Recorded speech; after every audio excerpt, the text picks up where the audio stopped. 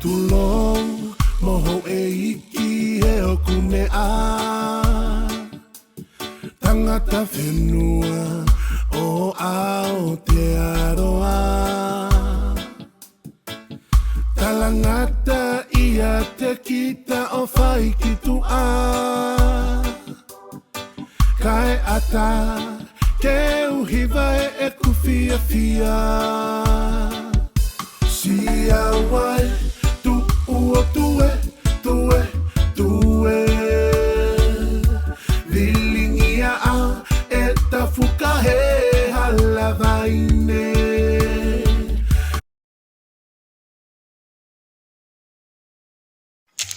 tapu ke a wheo ai o tua i ho tau lotolotonga. Tapu ke whanau mai makapuna o hau eiki. Tapu moha atau hi whanua. Whakatapu atu ki he pule ako, kau whai ako, mātua, whanau ako, mohoku kaunga lea.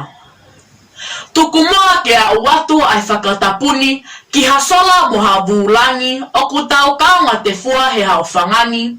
Pea tarangata ia te kita o whaikitua kai ata ke o ka watu he maalali o e aho pea mohonotala. Ko eku ka veinga ke whakakoloa a Aotearoa aki ai ako lelei. Io ke tau kaunga whakakoloa a Aotearoa aki ai ako lelei. Ko e ako, ko e whekumi ki he ilo moi poto whakaatamai. Hange ko e ni.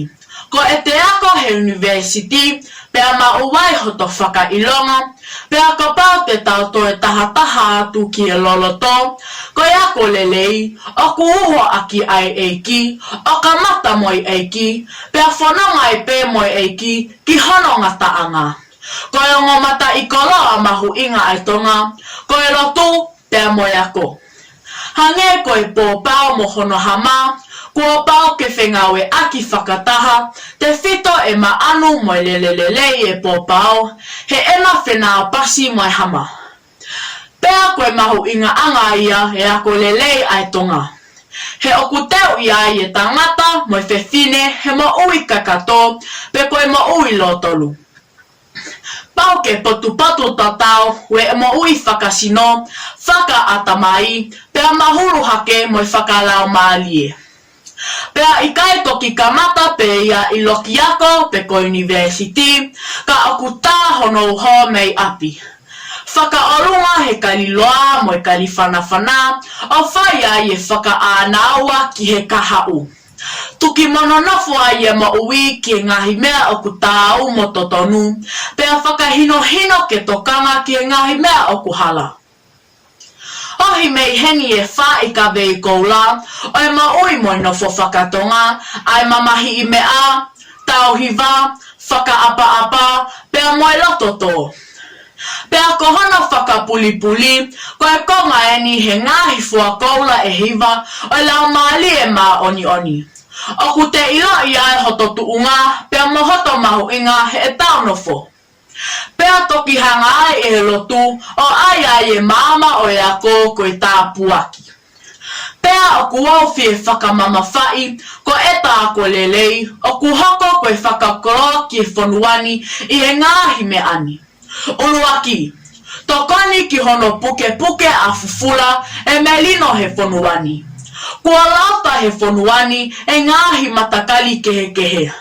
Pea o ku malawa ke kehe ai e tui, to anga mo ui, pea uatu ki a ngahi tuunga o ku toa ai e whakamama wha. Pea kua hange ko e lau o e vau tātā, kua tuu maali ange aha a mālohi, kai whakaofa ange aha a vai.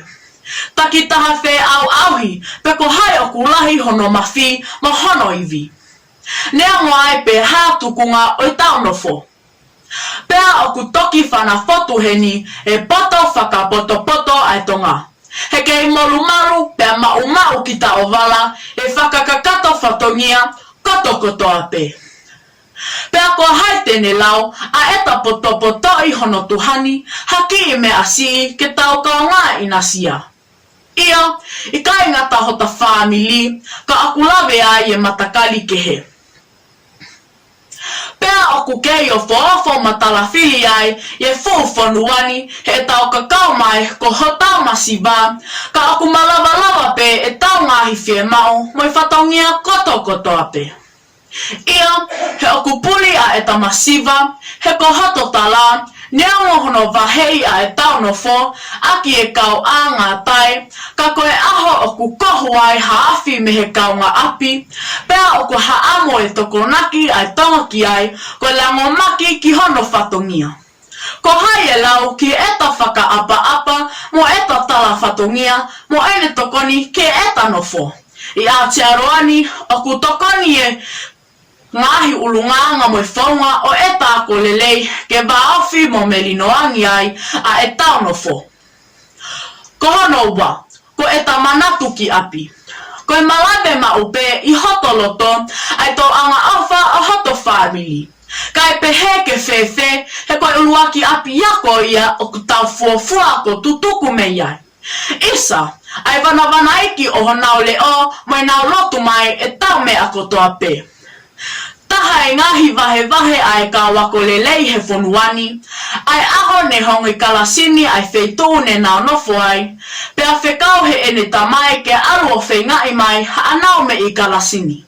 Nā ne whananga o whai e whenga, pea moe halape. Pea ne whoki mai kua kamata ka po uli o talaange ai ola. Pea taki mai e he ene tamai ki tua, pea ne leange. Whakai ki whale, ki ho'o whae, mo ho'o whangatoko ua, mo si o tua whewhine. Aru o hoko atu hono kumi mai, kai aua ke mau, he ka ikai te nau si I nofo whakapo ulipe. Ko e nau māmangia, e te whito me ho'o whenga o kuwhai. Ko e whakakoloa anga eni, o eta ako lelei, o ku tā whakakoloa aki e whonuani. Ko e ta kolo se whai e me ako toa, ko loa ke ikuna koe uhi ko e ta manatu ki api. Ia, he neonga e whonuani mohono mohu, ka aku kite whakalau ma ope ai whawhonga o I mātua mo si e nau tau anga. Tūku ingata ai aki e kotoa ke ikuna ai e ngahi whatongia. Ia, he koe ngau e mo sio ki ha kuku ke whoki moia ki api ke lawe ai a family. Kau ngā lea pea mo I kau tahi whanau, o ku whie mau ke tangkanga ai tau whohe, he ngahi mata I koloa tupua, mo whakatalu ai tonga. Pea ka pao te tau lava o kuku ma uia, ke ta whetau liki, pea tuu holo aki he tau no fo, pea e hange koe tala loto ai tangata whatu sa me, Neongo pe koe haha tūkunga te tau whekuki mo ia he mo ui, te tau hoko pe koe monu ia anga, hange koe whakaamu mo e anau me lie ho tau ka venga. Tala monu watu kau ngā lea, mo hoku kau ngā ako, tau hapo ni maua ai visone, o kuku koe uhi ko o tau ka hau. Lewa I malanga, kau tatau watu, kau whoki au ki halabai ne o tali whekau. Siau ae ko hoku salu, api ako sa toni paka ko I tūkunga manatu. Ma te maatonga e ko eku sia te wholau, me he ahoni ki he paanga ngalu. Tua au whātu.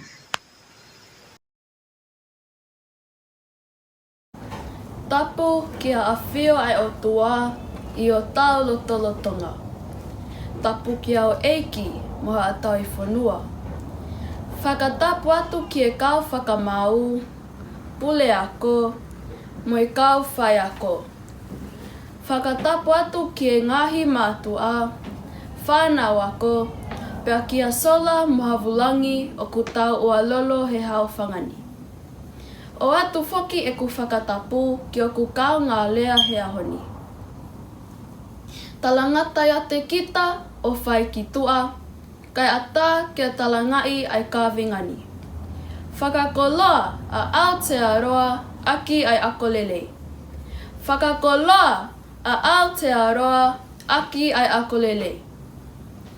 Koe ako, koe tahai koloa mahu inga e tonga, he koeni e uhinga, neli aki ai e he tau mātua hona whanua tupuanga, ka nau hiki whanua mai ki e whanuani.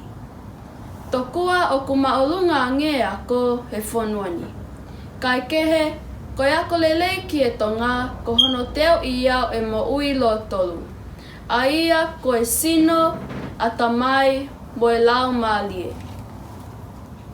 Ko pao ke o whakataha ai lelei ai atamai, to kangai kina ke te mo ui whakasino, pe hirio ai mo ui a hoto lau maalie. Ko e ako leleini o kuta whakakoloa aki ai whonuani.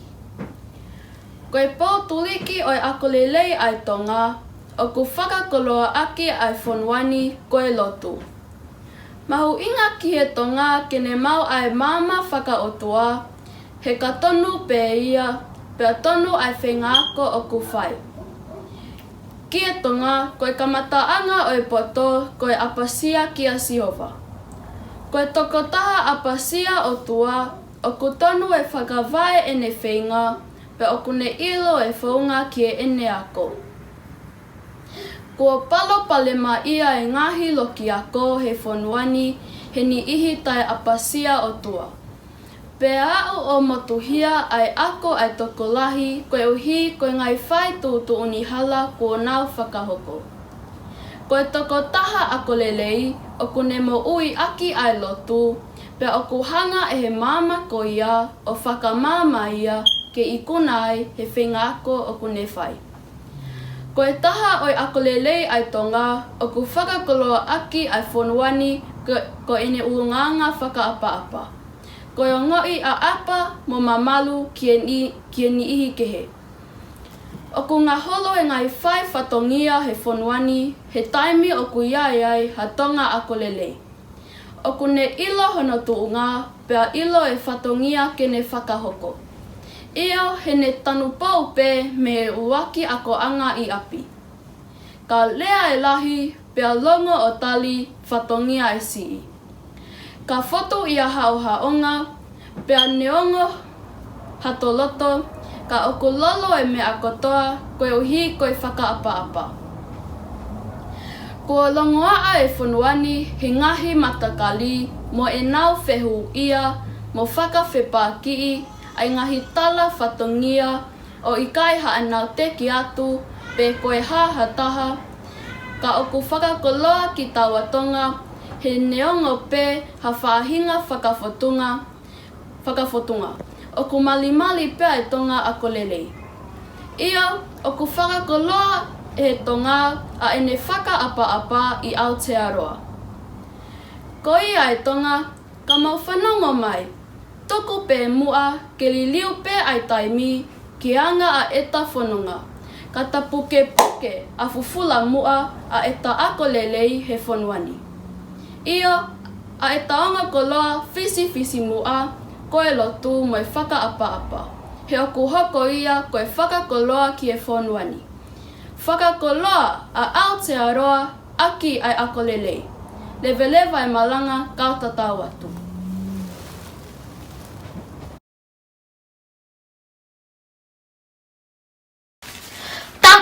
Ki he otua o kune awhio i ho tau lotolotonga. Tapu moho eiki mo haamata pule. Whakatapu ki he sea o e katoa ngā. Whakatapu ki he kau whakamau. Whakatapu ki he kau whaiako mo e whanau ako kotoa pe. Kua tau lo nuku i he pangai o e lea, kai a tā mo e ki whine motu ani ke whaipeha ki i lea, whekau aki mo e ka venga o e ahoni. Ke whakakoloa a Aotearoa aki ai ako lelei. Koe hākoa ai ako lelei. Koe ako lelei, koe ako kene whakasii ai masiva ilo. Oku wau whakakalakalasi ai masiva ki he kalasi e tolu. Koe masiva ilo, masiva he koloa whakamatelie, pea moi masiva whakalau maalie. Koe ako lelei pe ai vete anga ki he ngahi masiva ko toa ko eni. Kua tuu holo aki mai e tau lea aki ai malanga i loa ko eni. A tau whaahau tupo ulua ki i he tohi a hosea wahefa vesiono. Oku auha huku kakai koe masiva ilo. Ko hono whakatonu hia i aki eni ai mahu inga ke ako ho tau kakai. He oku tokoni ai ako ki hono o hake ho tau kakai i nuu silani.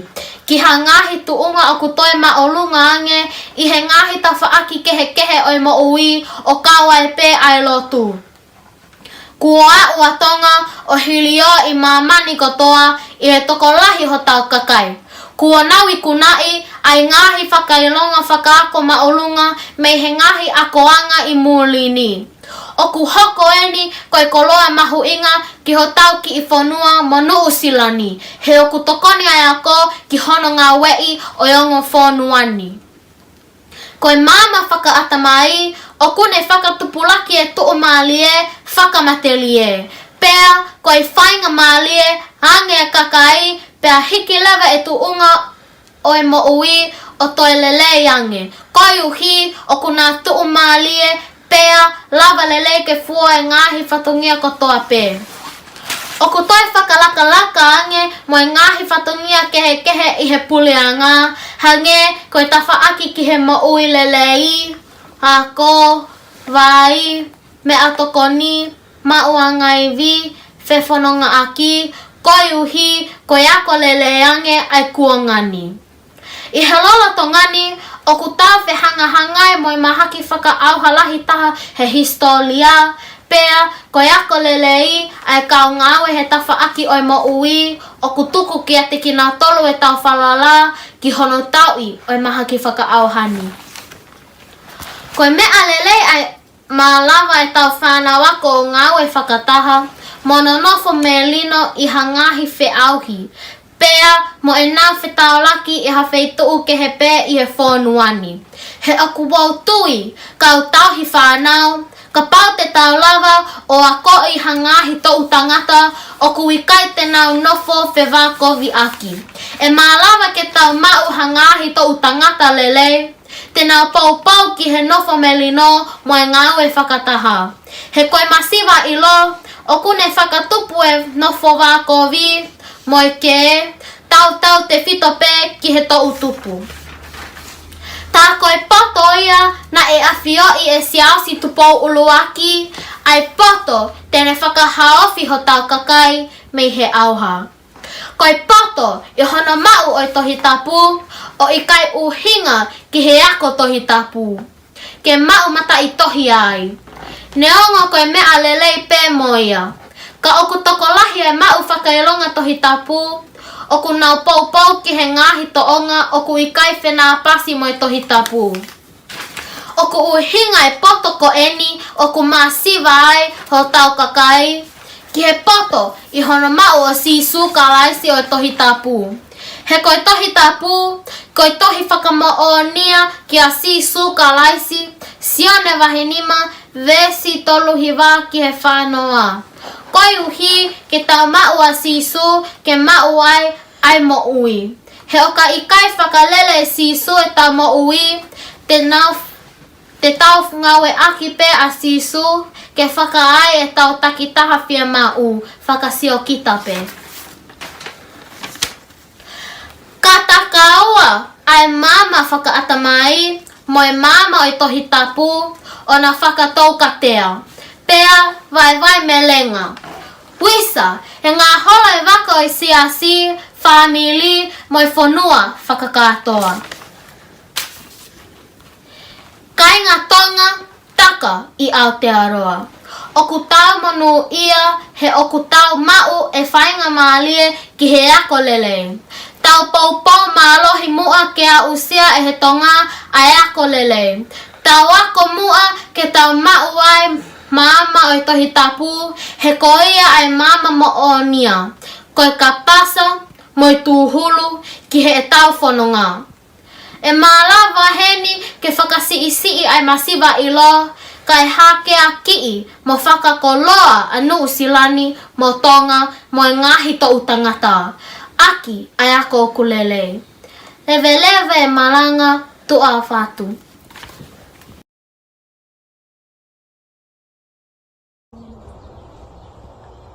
Whakatapu ke o tua, koe tamai, alo, lau maalie ma oni, oku ne a whio I o tau lotolotonga. Tapu ke o eki, pehe ke o tai whanua. Whakatapu ke kawhai sivi, whakatapu atu ke pule ako, kawhai ako, pe ke whanau ako hono kotoa. O atu whoki ako whakatapu ke ngahi mātua tai whanau, pea ki asola maha volangi o ku tau ka whakataha he hoani. Ofa ki ngofua, pea ofa ki ata, kia talo noa ke ka venga. Whakakoloa e he tonga a Aotearoa, aki ai ako lele. O ku taku koe whola mai ki Nusilani, ai takolahi o i kakai he Pasifiki, ko hawhainga maalie ki a moui e toi lele yangi. Kai tātou te whito ki a ako whakaekatemika. I he whakasino, whakaatamai, pia pehe ki whakalau maalie whoki. Koe mama na whawhai me o tātupaanga, koe mama hi i mea. Ofa, mai mate aki i whanua. Mo oni ai lao ai palo vea pe, taka i lalo haukanga, ta pole pole ai, he koe ngahi whaingani kuala. I kai koe takalahi o takakai, kua whakateunga aki mona hoko ke kautaki, i he ngahi ngawe angaralahi e whanuani, koe uhipe, koe ako ne lele, pea tuu ki moa he ako kuwhai.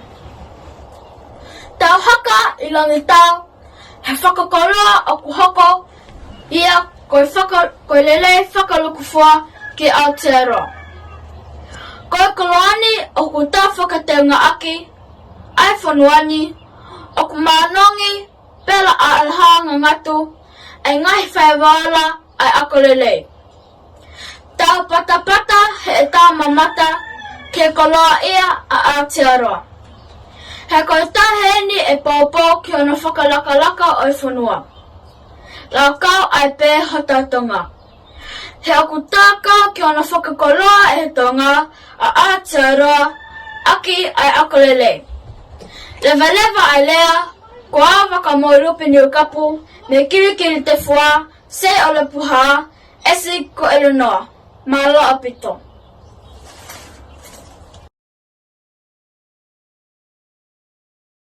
Tapu ke atoa mafi, tapu moho eiki, pea tapu moha matapule. Pea tapu mai whakamau, pea tapu mai kawhai ako, pea moe matoa, tau hi whanau, moe whanau ako, kaya tā ke whakakakato ai whatongia lea. Ko eku ka wenga lea ke whakakoloa e he tonga a Aotearoa aki ai ako lele. Koe ako lele, koe fia anga. O ku talanoa pē ki ai wholofola, koe whahapoto, koe fia anga o ene tamai. Koe uha moili toia ai ma ui ai tonga i Aotearoa, koe ako lele. Koe ako lele, koe whina pasi pē ia ki he mo ui lele, mo ui lo tolu, sino atamai, pēa moi la malie. Koe ako lele o kuni omi ai tuu malie ki he whanua, family, moi siasi. Pea mea ngā ki ai puleanga, koe kakai koe ako lele. Koe ako lele o kua whakataha, pea mai apasia ki ho tua. O ku talanoa pea ki ai wholofola, koe pāo ke na mo ui manawahe, pea mai apasia ki ho tua. Koe kamataanga o poto, iyo koe whaahinga poto, kehe koho hue loia. Koe whakakoloa e he tonga a Aotearoa aki ai ako lele. Tēnei teke atu ai whainga taa o nofo whakawhamili, whanua, mosiasi, koe ako lele. Koe mama aluta e nofo, tapu whakalakalaka, nofo e he koe ni, moe kaha o nā ia. Tauanga, moe poleanga, ai tangata, moe whewhine, koe lotu, pea moe ako lele. Lewa malanga, malo, koao ila sāne sami.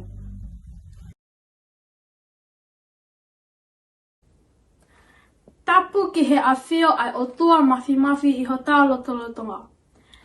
Tapu ki a hou eiki mo haa mata pule. Tapu ki he kau whakamau mo e pule ako. Tapu atu kau whai ako hono kotoa, whanau ako umaasi i ngahi mātua. Pea ki hasola moha vulangi o ku tau wa lolo he haa o whangani. O kua kole ke uhi whatu pe i tō mua, ke a au atu si e kuki i e whihanga, Pe kanga whewhea e kano loto o e tesi I oa. Seuke, koe tā pinga pe a mama pe a whakamole mole ala kosi oku ngātanga. Oku tuutai pe a fisi mua, ai ka venga oi aho, ke whakakoloa a Aotearoa aki ayakolele. Ka toe ayatu ke whakakoloa a Aotearoa aki ayakolele. Koe whakakaukau e whakakoloa, koe luwa ange, pe koe whaki o e fungani me polo uto e akolele, ke whakainasi, whakanau-naui o whaiteunga aki ai whonuani. Ka koe hākoa ai akolele ai tonga. Oku iai e kuki ai kona e ua. Uluaki, koe akolele koe apasia o tua. Ua, koe akolele koe ako oku ola pea anga.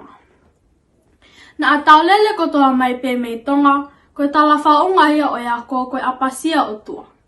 Ta tauai pe ia pe oku ke ako I api, I he tamai moi whae, I ha api ako, university, pe ko hanga o anga, moha poto, moha tau ke oku tau kumi ke tau ausia. Ka koe lelei taha, koe apasia ki he o tua. Tapu moi laione oku tō wha I mala e kula, koe la a tupua o tonga, kingi tupo siasi uluaki. Ne tala aki mai ngahi whanua hau mo poto o mamani ke unga ki ai atonga. Kana ane tuku atonga ki a Sihova, iyo koe o tua mo tonga ko hoku tofia. Tau fie maalie mo tau a taina ai, oa umai ki he kuongani. Kai ai pe manu vai, he tō taiola ai lulutai. Kei fifili pe a mamani, pena ane mai I mo ako I se. Seuke, na ane fungani aki a atonai, he koe ngahi poto kehe, ko hono hueloia. Whanau, ko e ta apasia pe ki he o tua, pe te talawai o whakawhai kehei, ai kovi mehelele. Si ngahi mātua, koe ako lelei, koe whakaolunga e tau whanau, ki he kaliloa tu uloa, oi lotu. Pea koe o singa ia o ako lelei. Koe ki ai kona hono ua. Koe ako lelei, koe ako oku ola pea toi anga. Ola pea toi anga. He ikai ke olo te fua pea ola, ka kua pau ke anga. No e ongo pe ki I ako na e lava. Iyo a hono ola. Ka ko ene mahu inga taha, a ene anga. Na a oku lele ange pe ki I ola si. Kai whai osi ki a velenga, ha tapa pe o e mo ui, ke pōtuli ki aki ai wha I ka veiko la, a anga whaka apa, loto tō, tauhi wahaa, mo mamahi whatongia, he whamili, he siasi, moi whanua. Ia, koe poto ia oku anga. Whonu atu a palemo, he kauma o whakailonga mā o lunga. Pea koe hahono anga. Ikai oku ikai ke aunga ai o laia, he oku ikai ke whakaaunga. Whewhe ki nā o tolu, oku whakatua ke tā, oku whakatua ka tea, oku nā ngawe I a Aotearoa, aki ai poto oku nā mau, pea koe toko ni lahi ki nā tolu. Manu me lie e tau wakai ke Jennifer Salesa, ene mau ene sea he whalealea o e whonuani. Iyo, oku ne tuku I ngata maatonga. Manatu pe ki he lea, ai kao tua leka, mau manatu, oku ikai ke lau e mea oku tawawa, ka kohota aunga, ko ia oku lau. Whanau tonga o Aotearoa, kau whakatuu atu. Ta whakakoloa aki ai whonuani, ai ako lelei ai tonga. Fu hataka wā he apasia o tua, koe ako lelei mo o nia ia. Owa na angalo ai ako lelei, koe ako okuola pea anga. He koe toko naki ia ma ahota ka hau. Keli pea wakili, ke a o ki he tumutumu, Pea ngā wei ke ta langa aki hakahau whalalaanga mo tuuloa. Kai alasia pea alai ko longa e ta whakakoloa. Ke whakakoloa a Aotearoa aki ayakolele. Leveleo e whakahohaa tua o whātu. Ko au Olivia mo ui he eki mawhileo me tongo le leka moha ano haapai.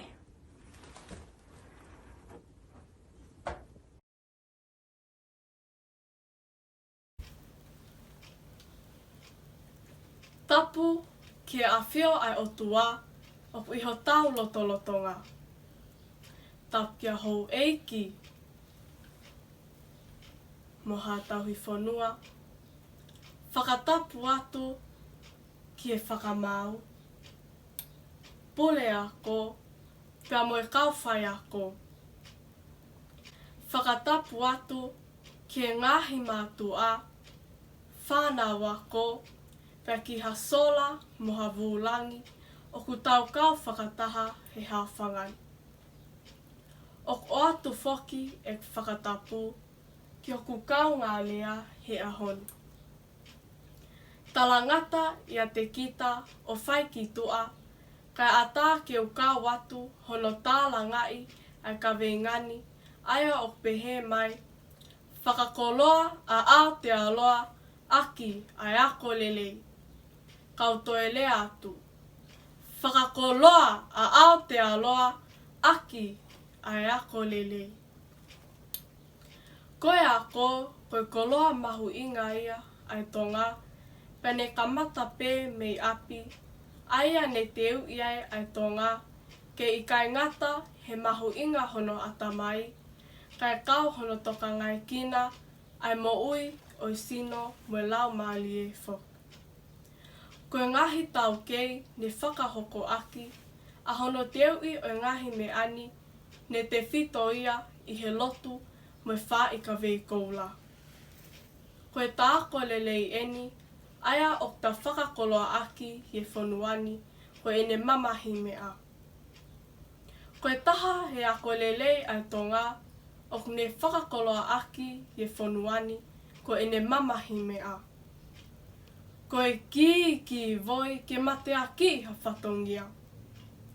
Ka te kina e he tonga, e fusi mo omo hono whamili, he taimi lahi, kai kukwe seniti, ke fua aki he whatongia o e lotu. Taimi o kui ai ha whatongia ke whakakakato, pe o kui kai te mahu inga ha fie mau, ka ke tuku ko tae mea o mau, koe uhi, ke i kunai whatongia koia. Koe ako lelei eni ai tonga, aia o wako ngāwe ai, he ngahi matakali kehe, pia i kai ngatai, o kui kunai he ngahi whatongia lahi he whonuani. Koe lotu, koe koloa tū ki mu aia ai tonga he ene ako lelei. Koe lotu, o kune omi e mama, ke ne whakamama he atamai mo e sino i he mea whe unga taha ke ne whakahoko. Aonga e tau lotu ke whakatoka lelei he ngahi whaingataa o whaahoko he whonuani. Palopalema ia he tau tupu he whonuani, pe o kuhuwhia ia ho tau ngahi whale lotu. Toka ngai kina e ho tau ngahi siasi, ho tau kau tau tupu, o si iai e palopalema o koko. Kau whanongo, koe tāko lelei, o talau kau wai he ahoni he whonuani. Fua atu e talotu he ngahi wheituu o ta iai, pia i kai ngatai, hanga he ta mamahi mea o tokonia e whonuani. Io ta puke a fufula, koe uhi ki hoko atu i he kahau.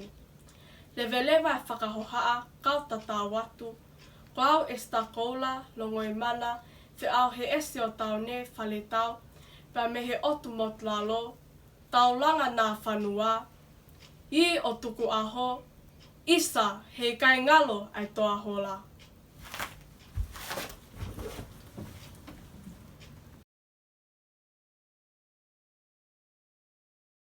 Whakatapu. Moi whaetala o ono i konga. Tapu, mai lupe ta hoa o olive mahanga. Tapu, mai lupe ala o Aotearoa. Tapu, mai moonga tonga he whanau a Kalistiane. Tulau, mai tala e aho, ka hifo he i tamua, he ka pata ni o te hifoa. Whakawhetai e, pe whakawhetai a, he uli fuheola, taukakapa, ke a au e hoa, pe a aku e miniti, ko tamo aku he hawani. Koe ka wenga.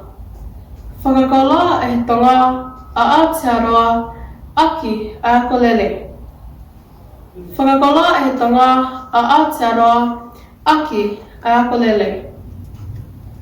Talu me tuai, mohono pātalo aki, he mai moani, me he laiane o mala e kula, ke whakamohe me ulu e tonga, e ako, o lau i tō tangata. Koe mamona o na fō, koe māmahono tō tangata. O lulu taki lulu, e kari whana, mai aka te mika, oi kuonga. Oi, tau tala hoku manu. Koe pununga koula, koko tuku whaholo. Ke holo i kuonga ilo, ka lata ki te whawhono mounga, e ako, i he kolo hauni. Nea mua whewha ohi, mo whakangatangata, ka kua taha kai awhe, e tō mounga, ho tātou tangata i he ako. O hange ha tahi hua, he autoa o manu ki toku, ke lupa hona kakala, i tapa ke he oi mo ui. Koe tonu e tala i loto whale. Ke pakaholo seo anga sika o e toatonga, ke keri kolo i Aotearoa. Nei toho takola me mua, he koe o tua, mo tonga, ko hopu to whia. O tau e le mai to whoa, o koe siti seni pē ko anawho. Ka kua tonu e te whatua me lie, ke taunga i fu te lie. Ke upue he pānga teknolosia, he ka mawhito ki hātuele. Ko koe, mo au, ko tonga mo Aotearoa, e piki kātea, ka e vai melenga, he koe taka e lalo hakanga, o kune whakakola a Aotearoa, aki e ako lele. Puke a fufula, e tupe ko tuutaeki, he koala i sia, peala i kolonga, he whakalaa i sia melia. Lewelewa malanga kauta tawatu.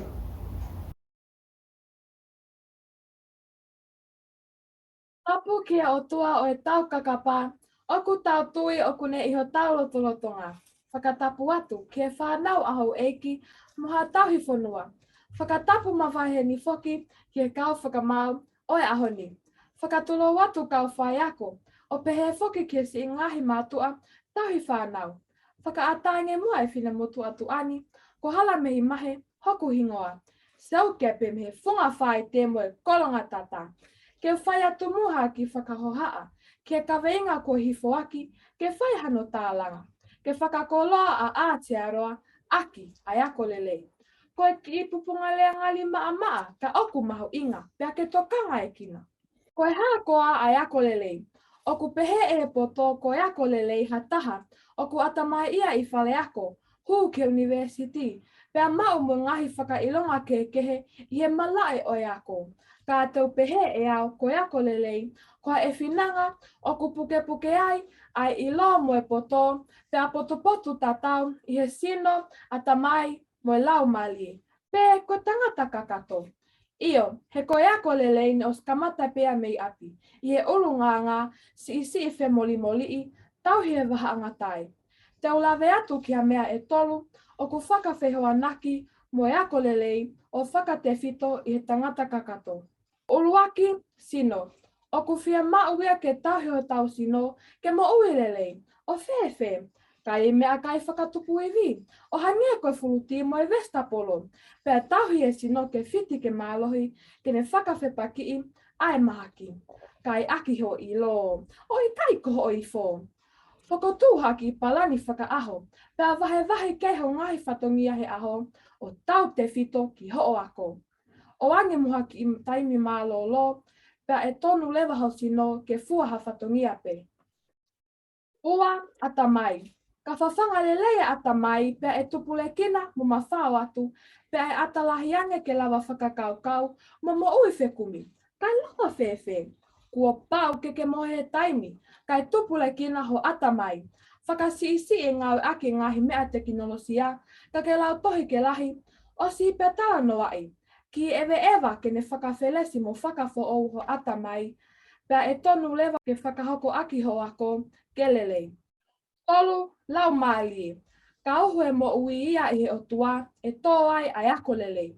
Tala noa ke apalo wepi wahe hiva, vesi hongo furu. Ko ka mataanga e poto, ko apasia ki a Sihova. Ko iloi ke tapu haa, ko e mau atamai ia. Ia tui ai tonga, ka i kai kau a Sihova i he langa, ko e kula noa pe. Ko e whakala a pe i si atamaki, oku tau whai. Ko e ako mo e lotu, ko e ngopo māmaia, tena whataki ai civilise i māmani. Oku taka ai kei taki ai tonga i he Pasifiki, i he tokolahi taha, ai kau toke tā mo e kau maumata i tohi, ko e uhi ko e mua ai eiki, i he nau wako. Whanau wako sātoni pāka, ko e koloa eni oku to'o mai, ke whai aki hono whakakoloa o Aotearoa. Ko e ako lele ia, tēnu whakamāmangia o Aotearoa, o si i lewa ai palopalema, i e wā whakaapi ako, wā whakawhamili, mo e wā whakawhanua. O i kai hāpe i he malai ai ako, ka iha tapa pe o e mo ui. Ka tonu e kamataanga, e tonu e ngataanga. Whakatau katea, whakalau malie, whakaata mai. Tā ko e ako lelei, ke tau he tangata kakato, pea pāo tolo aki ke pā angangalu. Tua o whātu ko ngatae si te whakahoha a.